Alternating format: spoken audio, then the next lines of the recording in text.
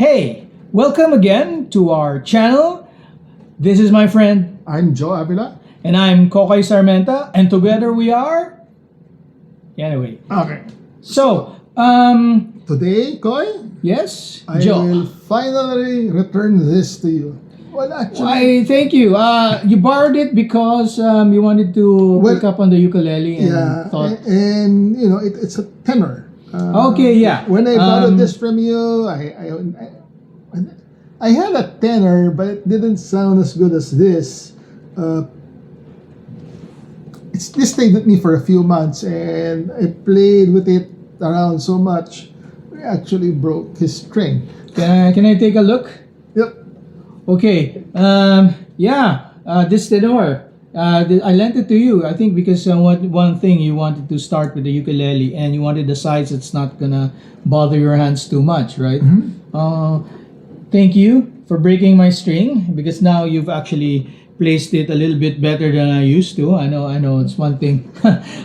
I know. I come from a long years of playing and even making guitars, but I can't really put it properly. And yes, you did. You see, all the lines are all in, and definitely even the string. Yeah, that's how you can tell if somebody strung the ukulele pretty well. Is that there's no string. There's no tail wagging. There's no tail wagging that can actually snag you or even bite you in some cases. So, well, this ukulele, you borrowed it from me, right? So, first of all, how long did you have it? Oh God, I forget how many months. I think more half a year. Yeah, half a year. Yeah, that's actually a good thing that you returned it in time for our channel, right? Yeah, it was a half a year also of telling him sell it to me, and he wouldn't. No. You know why? Because this ukulele has a nice special story. Okay, what's the story? Okay, as the story goes, guys, this ukulele is my first major purchase. When I started with the musical instrument, I did start with my electric guitar when I was a teenager, when I was still like 12. I took up lessons from a guy who taught me how to play a classical, but in the folk way, meaning I didn't read notes. That's one thing that's easier to play on some stringed instruments like this, is that sometimes you don't need notes. You read in chords, right? So, for the longest time, I was basically an acoustic player. I did have an electric guitar, but that's another story. I ended up in the future making guitars. So for a while, I really ignored the ukulele. Why? Because I felt you can't rock with the ukulele. Can you? Yeah, you can. Yeah, so that's something I actually learned, right? Because I'm coming from like an old school thing, and it's like I thought I can't rock on the We ukulele. can smash it. We can set it on Yeah. fire. That's true, except what if it was a plastic ukulele? Okay, so this one, the special story about this is that, I was thinking that if I'm going to pick up a ukulele, okay, again, I started the ukulele knowing about how a ukulele plays and sounds, because my father wanted to play one, because also in his middle age, he had a hard time playing the steel strings. And so he moved up to ukulele. So many years ago, he bought his ukulele. Then I had a special trip with him. We bought our first ukulele together. The ukulele that we shared together, but it was a 6-string guitar lele. Okay, that's another kind of ukulele that we'll discuss sooner or later. So, hold it. When did you buy this and where? Okay, so surprisingly, even if I started when I was a teenager, I only got this roughly slightly about more than 10 years ago. Okay. Where did you buy it? The special thing about it is, again, this is my first ukulele purchase. So I told myself, hey, I'm gonna start with the ukulele. Might as well start with something nice, because it's something that has to inspire me to keep playing it, right? Okay, So this ukulele called to me. When I go on travels with my families, usually I think to myself, what souvenir should I bring home, right? Some people buy a bag, some people shoes, some people hoodies. My family and I, we go and shop for musical instruments, right? So the ukulele was the only thing I can pack in my suitcase. Yeah. You didn't even hand carry it? This one, well, because I had to buy a hard case for this one, because it's pretty special to me. When I saw it, I was shopping with my younger brother, and we decided to get ukuleles, right? Because we were in Hong Kong, and Hong Kong is a good place to buy ukuleles. They have specialty stores. We bought this as that store Tom Lee. I don't know if you heard about Yes, it. yes. It's pretty good. Now, if you're ever in Hong Kong, you can check out Tom Lee. We are not sponsored, but I recommend the place. Now, this one called out to me because among all the typical brown ukuleles that you see, this one was cream. I mean, you can say it's natural, but okay, show it off, Joe. Okay, it's cream. Look around it. So the first thing that I saw when I saw this, cream body with cream binding, first thing I thought was Elvis. You know, I'm that kind of old school. I want to play Elvis like Are You Lonesome Tonight, right? And this was the ukulele that called out to me. My brother got a Kala, which was thin. This one, although it's a more or less popular brand called LANIKAI, which is harder to find, but still available. Yeah. This was really the ukulele. Yeah. Now, I did research on LANIKAI. yes. So- What did your research bring you? So LANIKAI is actually part of the Honor group. Honor. Honor. Yeah, Okay, Honor. that's different from Hofner. Okay. Now, the guy who set up LANIKAI for Honor, So is it a Hawaiian brand? no. No, not at all. Okay. No. Now, eventually, he went off and put up his own ukulele brand, Kala. Really? Yes, So yes. the LANIKAI is the first one. Yeah, so I think the guy was Mike Upton. He set up LANIKAI for Honor. Then afterwards, he went off and founded Kala.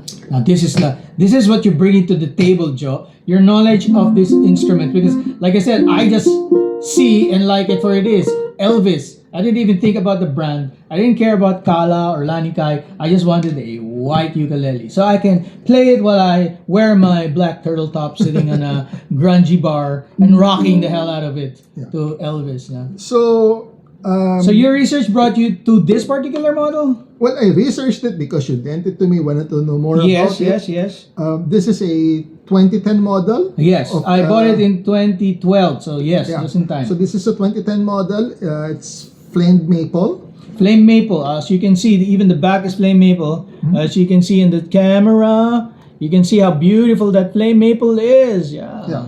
I'm saying it's a 2010 model because they actually refreshed it Okay. 2018.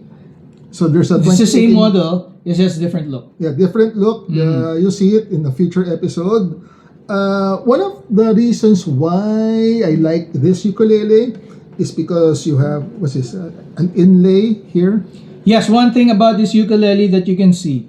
Again, a little details on this ukulele is that what you have here is probably a flame maple top, or some models actually say spruce, but since this model has been outdated or already discontinued, I would assume that it has a flame maple veneer on the back at least. No, you can see a two-piece flame maple veneer split in the middle, while in front you have again two panels with slight flaming, but you can see, Yeah, but it's glossy. it's glossy. Now I like this because normally when I change strings and you take off the strings, you'll notice that the strings, they might have gouged a little into the bridge. Okay, so that's a nice thing about bridges with inlays is that they protect the string. No, You can no, they protect the bridge. Oh yeah, sorry. Yes, they protect the bridge from the string. But if you think about it, you can also protect the string because a rough wood in time can cut through it. Yeah. Now, if you look here in the back, here, the back of the bridge, there are a total of 8 holes. 8 holes. 8 holes. Yes, there are 8 holes. Yeah. So, LANIKAI has this, they have this no tie bridge, meaning you don't have to tie the strings the traditional way, meaning you don't have to loop it here. Yes. So I was able to do that for these strings, the G, C, and E. Ah, okay. That's something that actually, since thank you for restringing this. I usually just string it the normal way, and I never thought of using after all that years. Yeah. I never thought of using the 8 holes. Yeah, but I wasn't able to do it, string it this way for the A string. I tried it, but the string was so thin, it would just come loose every time I tried to tighten this. In hindsight, I think I should have just put a little 8 knot here, then strung it the way, same way as here. Yes, actually, one thing curious about those 8 holes, did you know that some ukuleles have 8 strings? I don't know if they maintain the same neck,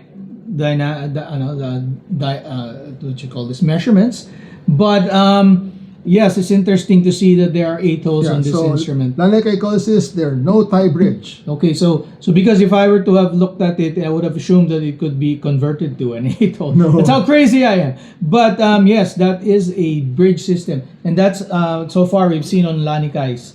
Now, the thing that's special about it, aside from being an Elvis ukulele, is that again it's tenor size. Now, a tenor is perfect for hands like mine. Sometimes I would actually string this to low G. Some of you guys will also sooner or later research on what low G means. It only means that the string that is, because on a ukulele, you may have tuned it to A, E, C, and G, but on a ukulele the G so is the high G. Yeah. So when you hear about high Gs, that's the normal ukulele tuning. When you say low G, it's low. Yeah, this is a low G actually. Ah, This is a low G. that's why it sounds different. Huh? So normally for the low G, it's a wound string. Yeah, it's a wound string. I'll put it on the table. Yep. Let's see. So Wound string. wound string. I discovered that you could get a low G made of nylon. Okay, that's that's something I didn't actually realize because you just kind of returned it and I've only seen it. And usually, with so many. Sorry, I don't mean to brag, but so many ukuleles, it's hard to play which ones. But this has been with me before you borrowed it. It had its last special performance at a wedding. Okay, and it's also because it's white. Yeah. So again, this is the tenor size. Now, one thing you would know about me, you should know about me is that you'd hear it in most of my discussions about instruments is that I'm not really one of those guys who are so particular with the kind of wood. Usually I go for an instrument on how they feel and how they look. And sound is pretty relative, but you do have to have a basis. So this instrument, which more or less is a $200 instrument, $200 for a ukulele is not low price. This is mid-range to a little high, because most ukuleles that you can find in the market, especially the China ones, which are not bad. Okay, I'm not saying the China mates are bad, because this is China, particularly made in China. Okay, thank you for making me feel a little I don't know. Like I said, I don't care where it comes from, what wood it is, except for the look. And flame maple is my jam. Flame maple is my jam. Then binding is my jam. Glossy part is okay because when you're sweating, you don't want it on something like a French polish, sorry, or no. So that's what I like about it. That it's reminds me of Elvis songs. Okay, that it's flame maple, it's cream, it's unique. You can barely find any model and any brand that sports but a cream. You know what I forgot to tell you about this? Oh yes, what did you?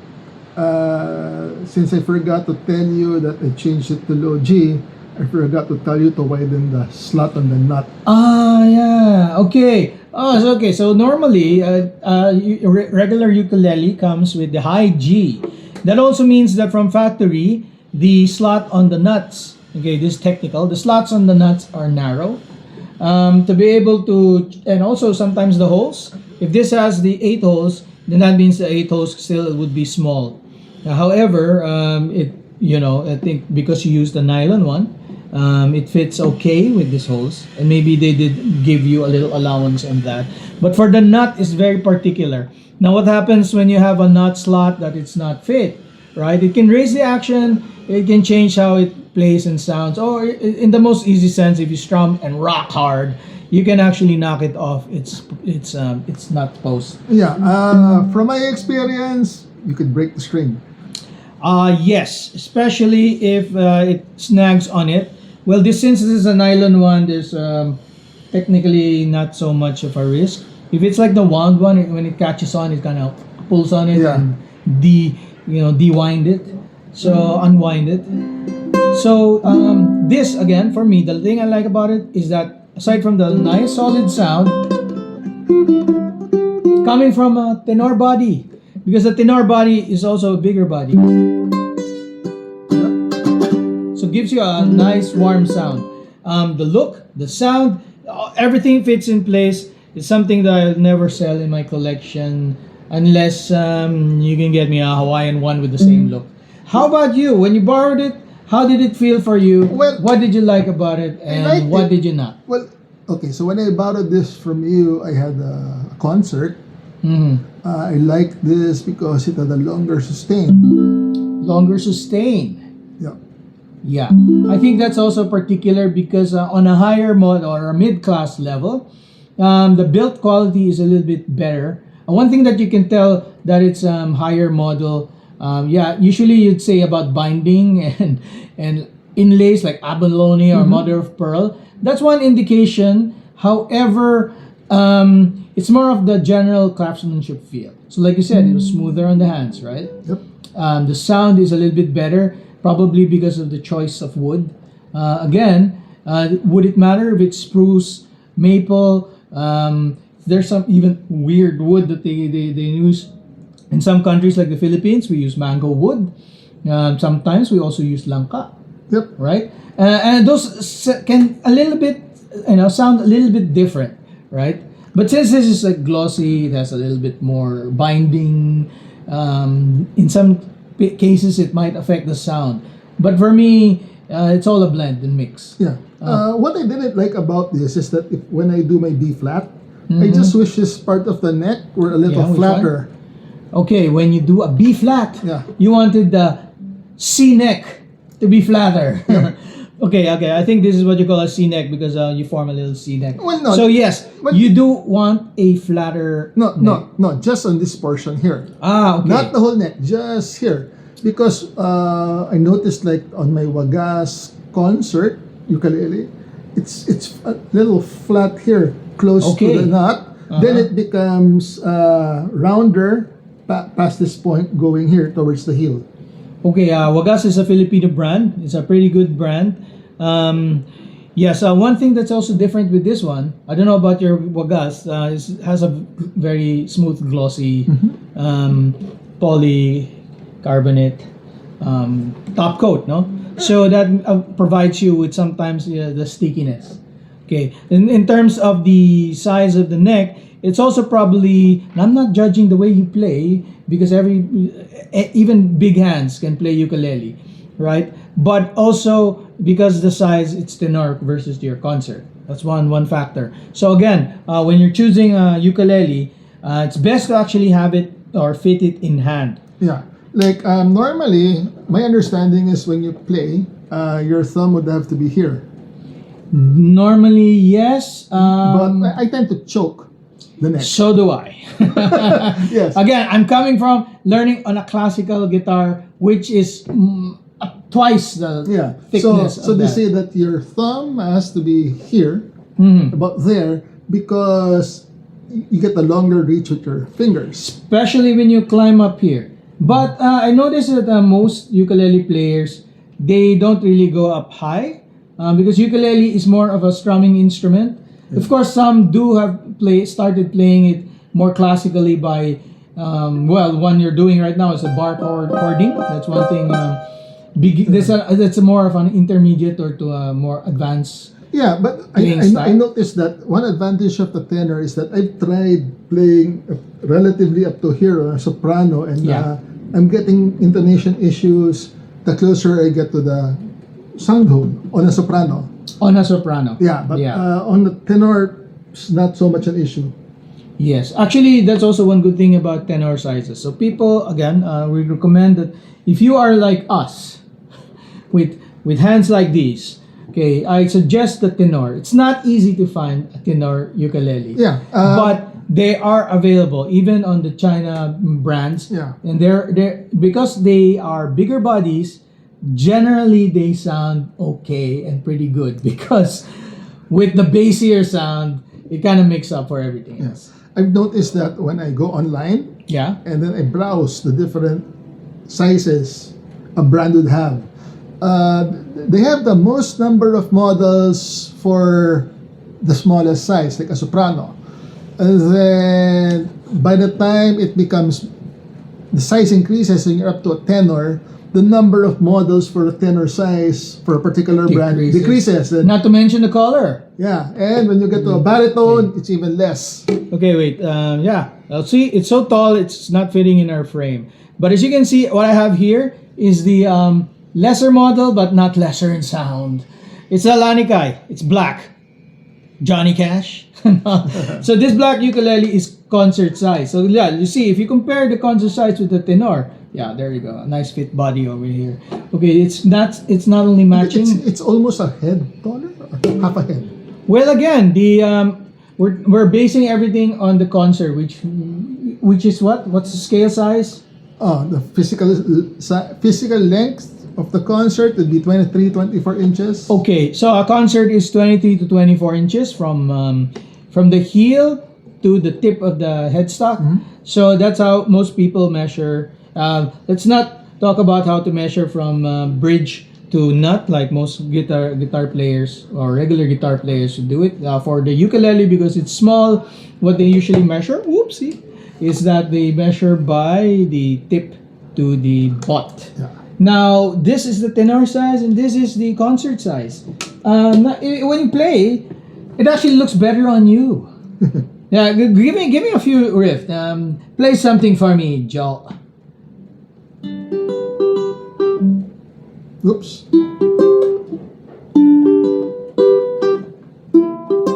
Oh. I should practice. Yeah, actually, one thing that we are just more or less enthusiasts. Except for me, I'm too enthusiastic.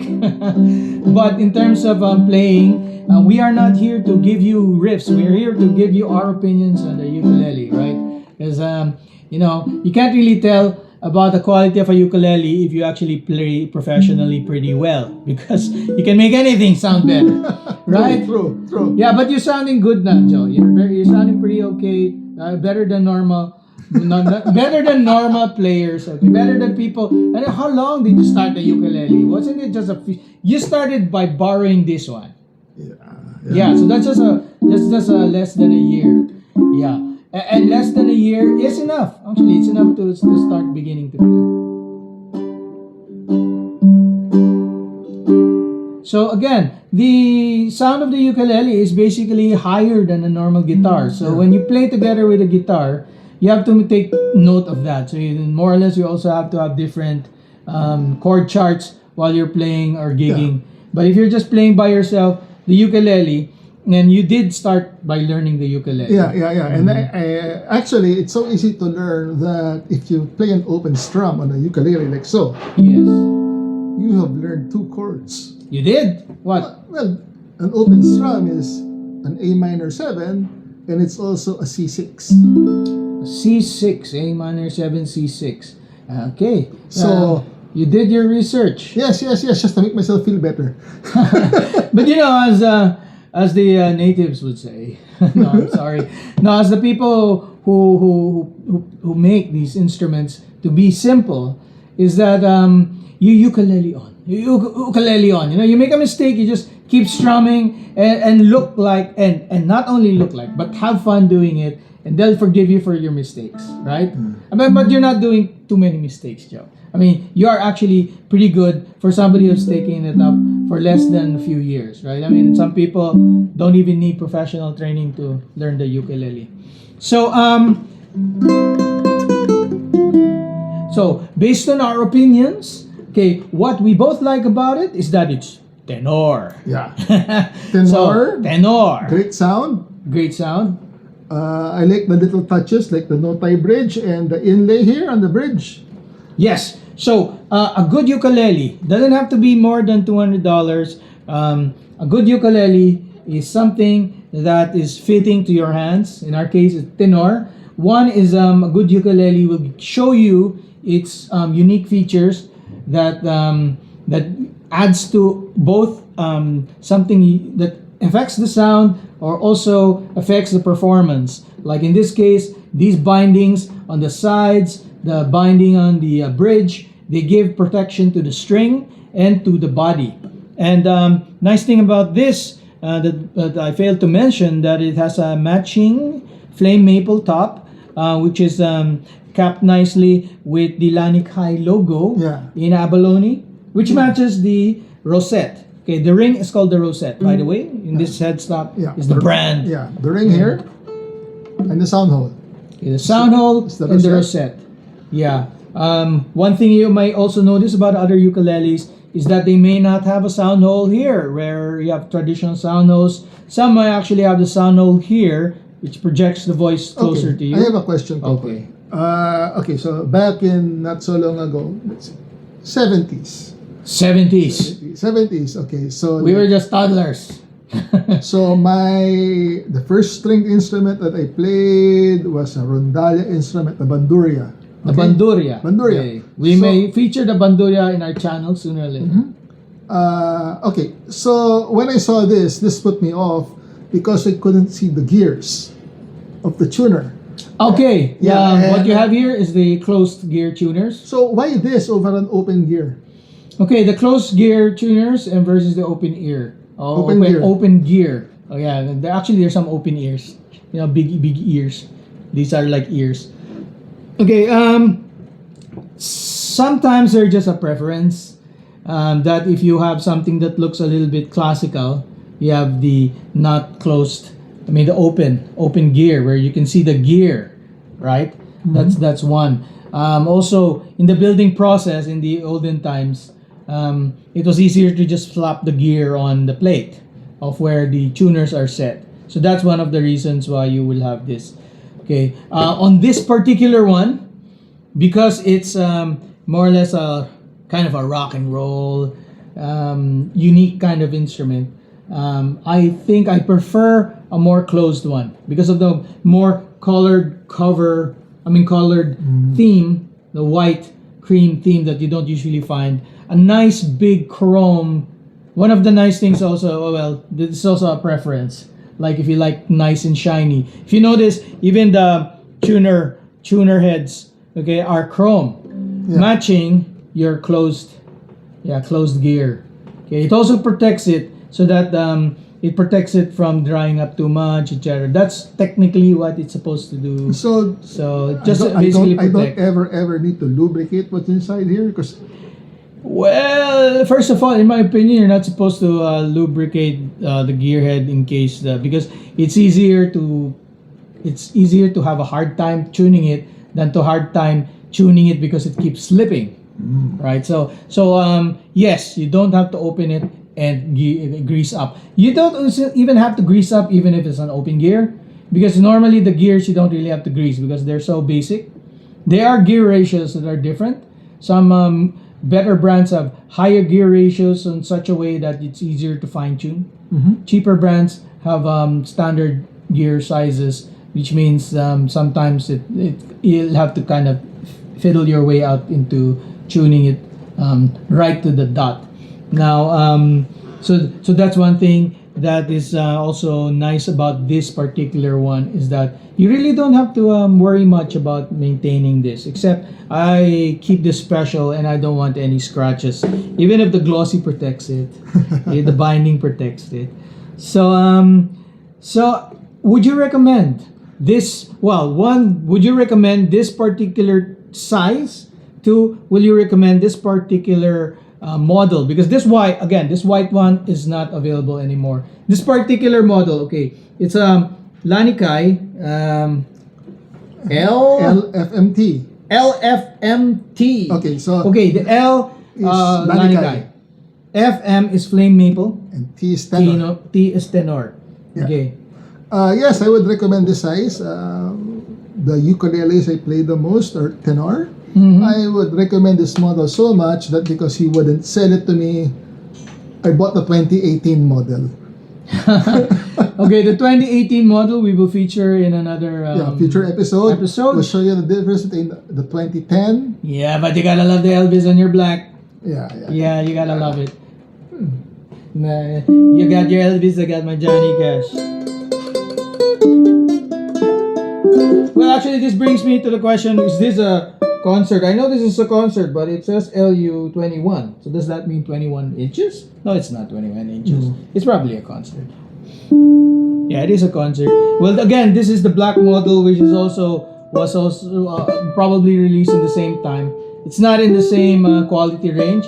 This has a built-in piezo pickup. Basic piezo pickup with just volume bass. We don't have to really feature this much on the channel, but later on we can, because this is practically just a generic thing that is just a little bit. It just added some features, and it's a different size than this one, but more or less it feels the same. Yep. Except that I got that in Hong Kong. I got this as surplus. so yes. Oh, okay. So that more or less concludes our channel. So the nice thing about find some final notes that we have for you guys will be Joe. Find one, buy it. Not mine. No, yes. When you find old models like this, okay, it's best to hunt down on friends who might sell it to you or not. Okay. Two is that you can find it maybe on used physical shops. Yes. The used physical shops like this black one came from. You can try it out. Okay. Yeah, I think one reason why this sounds so good is because it's aged. Aged. Yes, that's another episode to discuss whether we prefer aged wood or not. And generally speaking, if it's aged, it has experience, it will sing well. Just like us. Okay. So Coy, it's yours. I think you should do the honors. Thank you very much for returning my precious. Give us a riff.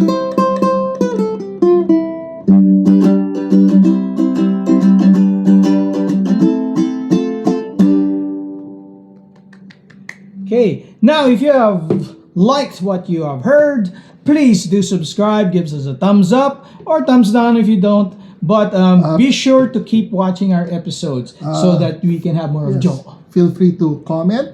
Yes. Diba, say what you don't like. We'll try to read it. Please encourage Cocoy and I. Give us ideas for future episodes.